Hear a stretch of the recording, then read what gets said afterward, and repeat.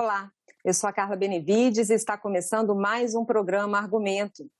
A CPI da pandemia quer investigar a operadora de saúde Prevent Senior. A Comissão Parlamentar de Inquérito recebeu denúncias de que essa operadora teria feito pressão para que médicos conveniados prescrevessem medicamentos do chamado tratamento precoce nos casos de Covid-19. O senador Humberto Costa, do PT de Pernambuco e integrante titular da CPI, é autor de vários requerimentos para investigar a conduta da Prevent Senior e é com ele que a gente conversa a partir de agora. Senador, muito obrigada pela sua participação aqui no programa Argumento.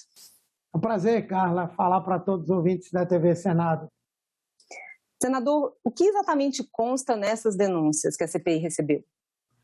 Na verdade, houve na Prevent Senior a realização de uma experiência pseudocientífica articulada por integrantes do governo e daquele chamado gabinete paralelo, cujo objetivo era tentar mostrar que medicamentos que não têm eficácia contra a Covid-19, tais como a cloroquina, a ivermectina, a azitromicina, poderiam, de fato, prevenir, né, os casos de transmissão da doença e, ao mesmo tempo, poderiam ter resultados importantes, até mesmo em situações graves, né?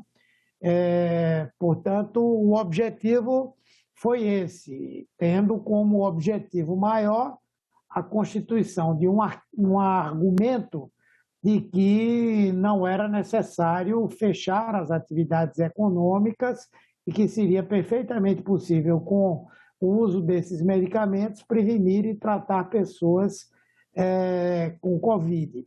A outra coisa muito grave é que essa experiência foi feita sem conhecimento dos pacientes e sem conhecimento dos seus parentes, dos seus responsáveis.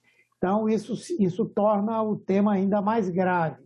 E mesmo depois que a CONEP autorizou no dia 6 de abril e no dia 15 desautorizou, mesmo depois dessa desautorização, essa experiência continuou a ser feita. Então, é algo de uma enorme gravidade que precisa ser investigado a fundo.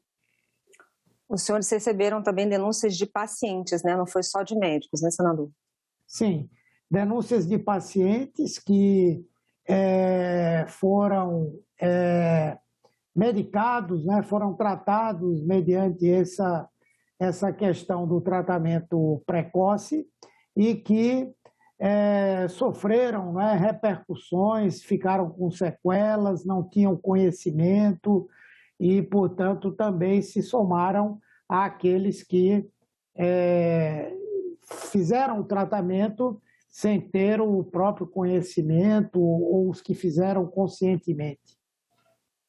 Num dos requerimentos que o senhor apresentou para convocar um dos diretores dessa operadora de saúde, tem um depoimento de um dos pacientes que ele diz que a esposa dele foi diagnosticada com Covid, prescreveram o tratamento precoce, ela se recusou e depois ligaram para ela dizendo que se ela não tomasse e ficasse pior, ela teria que ser entubada. Esse tipo de procedimento, senador, incorre em algum crime? O que para um médico, essa conduta, ela é criminosa? Na minha avaliação, sim. Ninguém pode omitir de um paciente o tratamento que está sendo administrado a ele, né? Inclusive quando se trata de medicamento como esses que não têm indicação adequada para a Covid-19, caracterizavam uma experiência, o que é mais grave ainda, né? Caracterizam um assédio para que as pessoas sejam obrigadas a tomar o medicamento, assim como médicos foram assediados com ameaça de demissão. Alguns foram demitidos por conta de terem se recusado a aplicar esse tipo de medicamento. Então, é uma coisa de uma gravidade extrema. O senhor também apresentou outros requerimentos que pedem para que o Ministério Público de São Paulo, o IDEC, o Instituto de Defesa do Consumidor, o Conselho Regional de Medicina de São Paulo e a ANS também investiguem a conduta dessa operadora. Esses requerimentos foram apresentados e aprovados ainda no primeiro semestre. Já tem algum retorno disso? Já começaram essas investigações, essas apurações? Não, até o presente momento eu não tenho informação de como essas instituições atuaram. Mas eu acredito que sim, que já haja alguma coisa concretamente. Inclusive, essa denúncia que foi feita por um grupo de médicos e que tem como advogado uma pessoa que tem se dedicado inteiramente a esse caso, né, tem a ver com algumas mobilizações que foram feitas por algumas dessas instituições que nós procuramos provocar para que elas tomassem uma posição, uma atitude em relação a esses fatos. Senadora, a CPI está entrando aí numa reta final, a intenção do senador Renan Calheiros é apresentar o relatório aí até a terceira semana de setembro. Ainda dá tempo de entrar em outra investigação ou essa investigação entra, essa questão da Prevent Senior entra em uma dessas linhas de investigação, como por exemplo aquela do tratamento precoce? Eu acho que ela vai constar no relatório do tema do tratamento precoce, né, com medicamentos que não têm efetivamente utilidade para o enfrentamento à Covid-19, mas eu creio que é perfeitamente possível nós aprofundarmos essa investigação, porque se trata de um fato gravíssimo, né?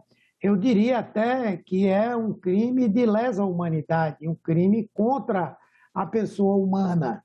Não é? Esse tipo de experimento ele já foi feito em outros momentos de triste memória, como, por exemplo, na Segunda Guerra Mundial, em que os médicos nazistas fizeram vários experimentos com pessoas, com judeus especificamente, e, portanto, é algo inadmissível nos tempos atuais, nos nossos dias, de modo que eu acho que a CPI deveria se debruçar mais a fundo nessa questão, ouvir mais pessoas, tentar trazer os responsáveis pela Prevent Senior, tentar trazer algum desses médicos, né? E lembrar que, embora em outros hospitais, em outros planos de saúde, não tenha havido esse caráter de experiência, não é?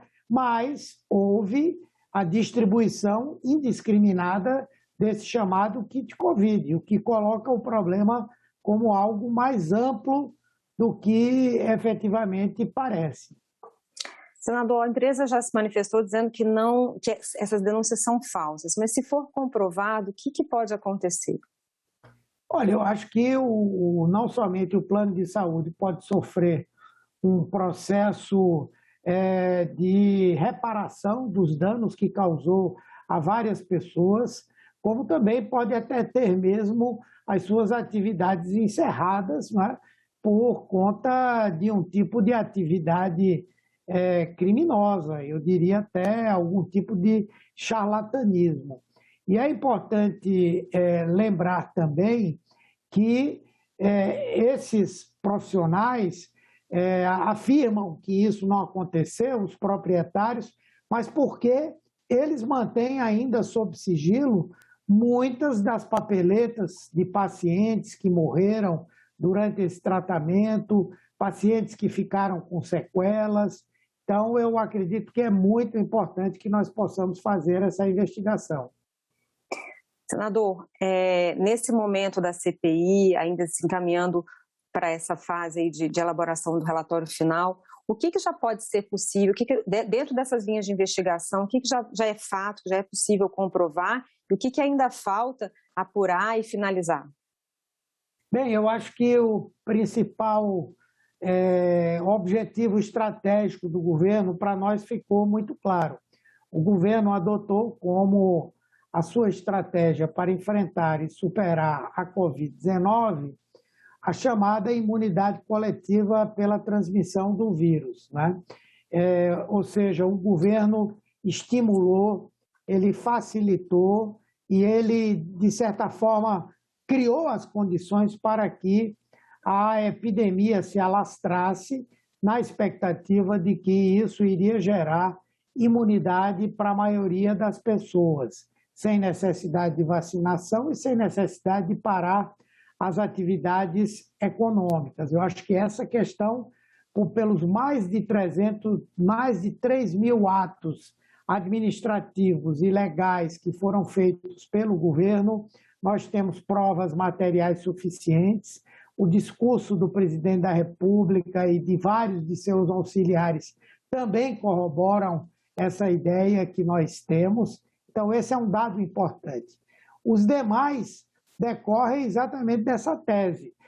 A omissão na testagem, a omissão na rapidez com que os leitos de UTIs foram implementados, a omissão na aquisição de vacinas, essa política de tentar vender para as pessoas a ideia de que havia um remédio milagroso que poderia curar as pessoas e até mesmo prevenir a doença, fazendo com que muitas pessoas tomassem esses remédios e se expusessem ao vírus, indo trabalhar, pegando o transporte coletivo e coisas assim. Nós também identificamos aí, agora, a atividade criminosa na negociação das vacinas, a tentativa de corrupção, a falta de controles, de transparência do governo na busca de comprar esse tão importante fator para o controle da pandemia, que é a vacina. Então, empresas que têm qualificação, que já estavam vendendo as suas vacinas para o resto do mundo, que já estavam mostrando sucesso na imunização da população, foram desconsideradas, enquanto que outras que necessitavam de empresas intermediárias, sem idoneidade para assumir essa responsabilidade, terminaram sendo o principal foco do governo nesse momento. Senador, queria que o senhor comentasse, para a gente finalizar aqui, fizesse rapidamente um comentário sobre o anúncio, de que os senadores da base do governo vão apresentar um relatório em separado. Não, isso é normal, Geralmente quem é minoria dentro de uma CPI apresenta, se não concorda com o texto final, geralmente apresenta uma proposta alternativa, que fica sendo um relatório paralelo ou que fica sendo um relatório que existe ao lado da definição principal. Mas o relatório da CPI é aquele que será votado pela maioria dos integrantes da CPI. E eu não tenho dúvida de que o relatório apresentado, que será apresentado pelo senador Renan Calheiros, terá os votos necessários para se tornar o relatório final da CPI da Covid-19. Senador, muito obrigada pela sua participação aqui, por dedicar esse tempo para a gente. Eu que agradeço. Um grande abraço para vocês, para todos os telespectadores da TV Senado. E eu agradeço a você também que nos assistiu. Esse programa já está disponível no nosso site senado.leg.br/TV e também no nosso canal no YouTube. Obrigada pela sua audiência e até o próximo argumento.